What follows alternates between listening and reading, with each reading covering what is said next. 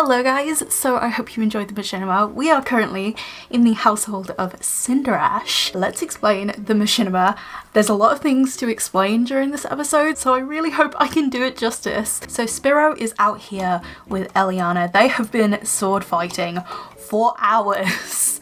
I actually have a clip of that. So in terms of explaining things to make it easier on me, let's just rewind the clock a little bit. So episode 29. In episode 29, I think I glossed over the fact that Neva and Spiro officially split. They split on mutual terms because Neva is actually asexual and aromantic. She prefers to be friends with Spiro rather than husband and wife. But they were actually filling the terms of a pre-arrangement. Quillo was actually going through a huge succession crisis where Neva was literally the only person left. But she couldn't become queen yet because she, at the time, was a teenager. But because there was nobody under her or like related to her around, so King Flint actually offered the counsel of Quillo. He said, I have 2 daughters and 1 son. And that son, even though he is due to inherit the throne of Cinderash, I can offer you a deal. The first child that he has with Neva will start off the next generation of Quillo monarchs. And his second child, with either Neva or whoever else, will actually come to rule Cinderash one day. At the moment, Cinderash actually does have male primogeniture, but I think Spiro, seeing the fact that his sister Pele was passed over because of him being unfair. Even though Pele is like, it's fine, I'm okay with not being queen, it's okay. But I think going forward from Spiro's generation, when he becomes king, he's going to make it so either sons or daughters can actually inherit the throne. Now he does have a son, and that's Lucian, but because he is Neva's son first and foremost, he is only the heir to Quillo. I hope that's all making sense. In basic bog standard terms, Spiro was essentially the sperm donor. I hate putting it that way, but that's literally just how it looks on the family tree. But yes, Neva and Spiro have separated. And it's not only because Neva is asexual and aromantic, it's because they both live in opposite style of kingdoms. Neva is queen of a snow and ice kingdom, whereas Spiro is a fire prince. It's like he doesn't belong there, technically. Yes, they can visit each other in each other's kingdoms for a short time, but staying there full time is kind of out of the question. So even environmental factors are against them being together. So they just thought it was for the best. And plus, Neva doesn't really mind that Spiro will move on to somebody else. Plus, she kind of already knew that Spiro has an attraction to Eliana, even though they both hate each other, or at least she thinks that they still hate each other. Eliana and Spiro have got closer in terms of romance. And I did actually play with them a little bit before starting to record, and it didn't take much to set them off. They would constantly just keep flirting. There was at one point where he autonomously slow danced with Eliana. It's just something has clicked between these two. Oh, these two sisters, they are really, really cute. Also, they made a comment about Eliana being able to whoop Spiro's ass, and that's kind of true, especially when you pull in the clips of the sword fighting. They're both quite evenly matched. But yes, Eliana is actually under Spiro's supervision, and this is because he wants to make sure that he is making the right decision before he officially tells his dad and his sisters that he is thinking of combining the bloodlines of the last of Prism and Cinderash, so that way the conflict between Prism and Cinderash can end. The Prism and Cinderash conflict is basically the fact that Cinderash generations ago took over the authority of Prism, and Eliana and her family did not like that. Eliana is arguably one of the last descendants of her family's line, so combining the bloodlines would actually be pretty useful, because that way they could harmlessly combine the bloodlines and the conflict could end. I know that there will still be some disregard for this idea, however, it's probably the least violent option. Eliana and Pele are actually talking. Spiro, you're supposed to be keeping an eye on Eliana, but okay.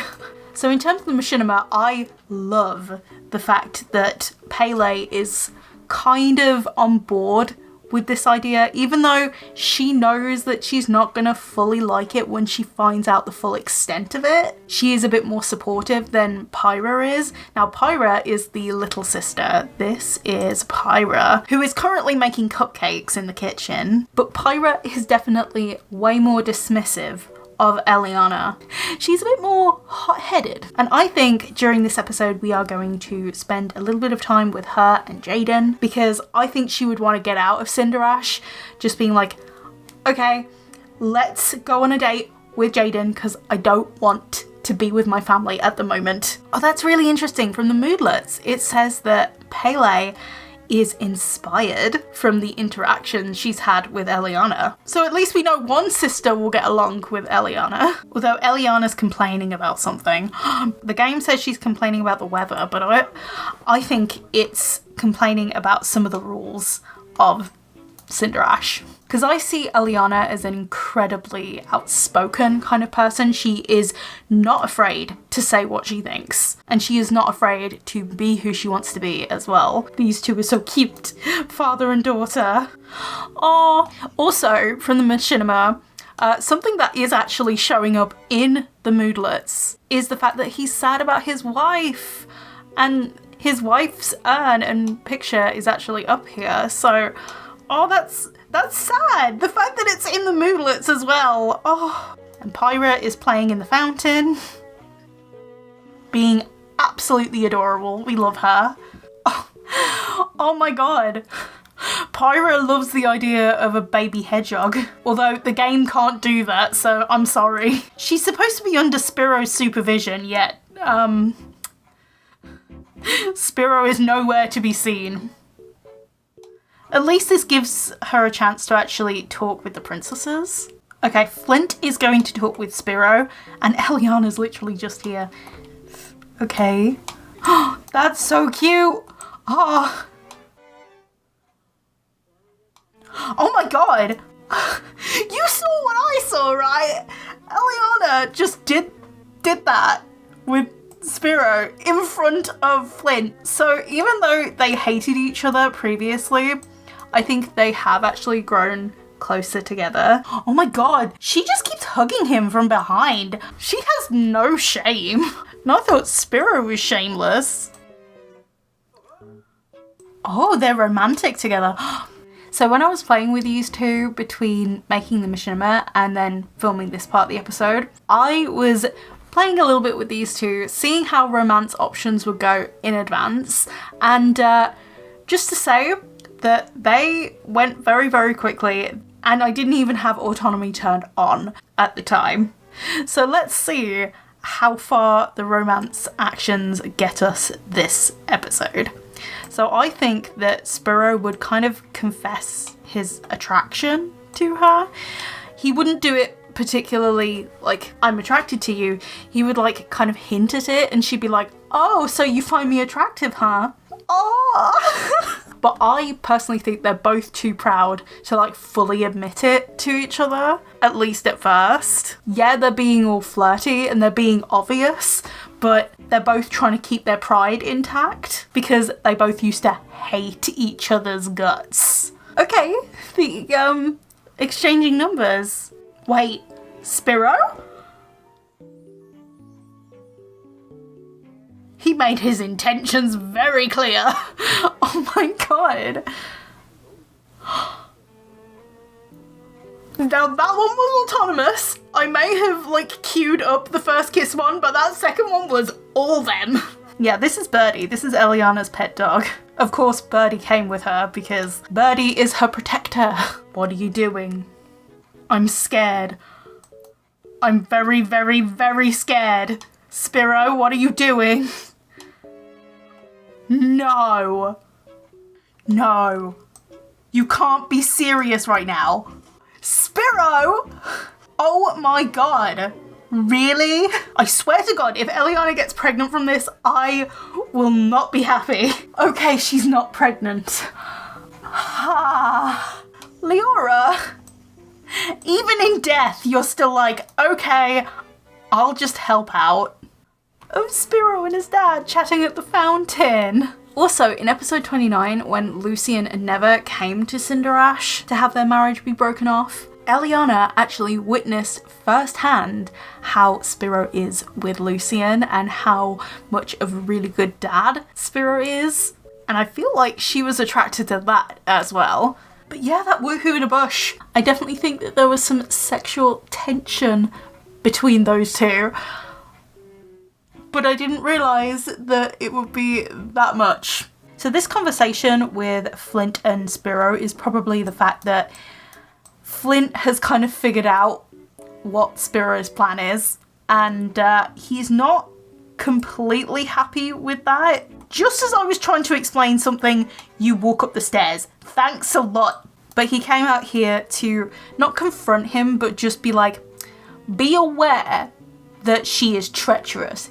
Okay, now they're probably talking about it more so. Pyra is going to ask Jaden on a date. She just wants to get away from her family as well as Eliana. I think that they should exchange numbers. And I think Pyra, because the Cinderash royal family are very blunt and to the point, they just want things to be done correctly the first time. So that's why they're very direct. I think Pyra would admit to Jaden that she's like, I like you. It's the reason why Pyra was a little bit disappointed when Jaden didn't dance with her straight away. Oh, she's happy in love. Oh, soulmate declaration. Oh my god. The love part isn't even super hot. They are now lovers. Okay. I stand corrected. But she did find sharing her feelings like that hard.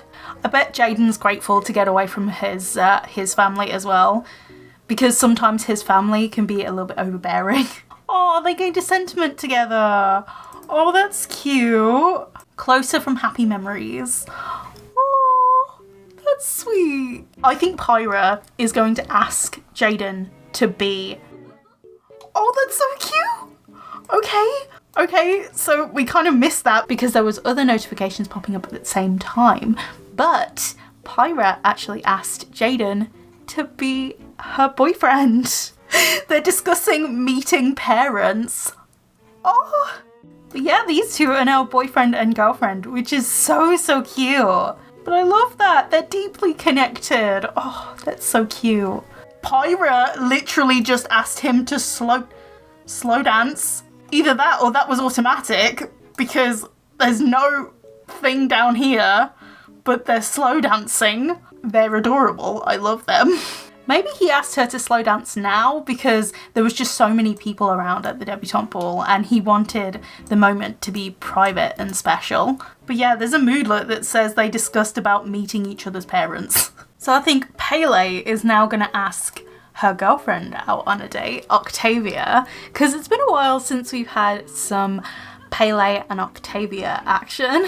So I think those two will be more so in a Krell than Cinderash. So Pele and Octavia are currently on a date. Oh, this is Octavia's brother-in-law. She is going to be an auntie as well. So she's excited to see her brother-in-law here.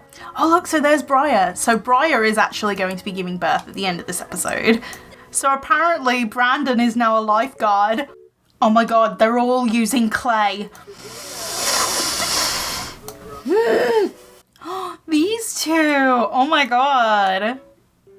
They're so cute. They're cloud gazing. Oh, it makes sense because she is actually a mermaid, Octavia is. Octavia is surrounded by siblings. It's a good job she's not a teen, because if she was a teen right now, she'd be probably going through a distant phase, like many of my teens currently are. Who has the clay? Because I don't want to deal with people who have the clay.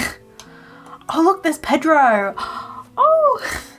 So this is May's character, Pedro. He was introduced in the debutante ball and he is the son of a deckhand. It kind of makes sense that he would be here with Callan and Briar. I saw Callan here earlier, but Briar is over here as well. It would make sense that he's probably come to help out on their boat, especially while Briar is pregnant and she's about to give birth. An extra pair of hands won't hurt them.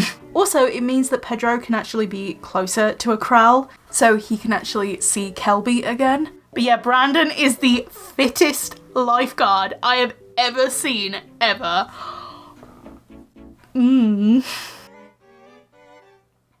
They are so cute. I love them to bits. Oh, they're holding each other's hands. That's so sweet. Makes me wonder what the hell Brandon is doing over here. I'm sorry, but Brandon deserves a respectful look at, because... Then we have Callan over here. I bet he's like, come on, I'm waiting for that baby to be born. Come on. And Sonia is taking a break while visiting her son-in-law and her daughter. They just autonomously slow danced. Oh, and they said I love you to each other. Oh, that's so sweet. Oh, they're cute. I love them. Because I keep autonomously slow dancing amongst the stars, by the way, which is so adorable. I love these two so much. I think we're gonna leave the state and we are going to the last thing in this episode, which is the birth of Briar and Callan's baby. Okay, so we have little Marinette over here. She is so cute. She's gonna get a sibling. Okay, let's have Briar have her baby. Come on. Callan, your wife has gone into labour. Now he's having a parental panic. Oh my god, it's a girl. Okay. Oh. Sorry, I was too distracted by Callan having a pre-parental panic. But it's a girl. Can we fit Princess in front of it? Possibly. Because the name I was thinking of going for was Megan. Also, it kind of goes with Marinette as well, because like Megan and Marinette, or Marinette and Megan. Oh, they're so cute. I'm wondering what she looks like. I might just age her up right now because I'm excited. Okay, what could Megan be? I can't remember exactly what Marinette was. I know at least one of them will be wild, if not both of them, because they live on a pirate ship and their dad is crazy. So let's modify her in Cass. So I am going to put Megan in a smaller preset in a minute, but I just thought I would show you what Megan looks like. She looks so cute. She looks a lot like her dad. She has a lot of her dad's features. Marinette got a lot of the Veronan features, I think. Blue eyes and black hair actually run really strongly in the Veronan royal line. So the fact that Megan has more of her dad's features is so cute. Or at least visibly she's got more of her dad's features right now. Obviously we'll find out a little bit more about her as she grows up. I found out Marinette is wild as well, so I think I'm going to change Megan to be silly. But yeah, this is Megan. Oh, I love them. Now let's put Megan in a smaller preset, so the newborn preset. But yeah, that is the end of this episode. I really hope you enjoyed it. It might be a little bit shorter, I don't know. I don't really plan the length of the episodes. They are what they are in the end. So I really hope you enjoyed this episode and I'll see you in the next one. Bye guys!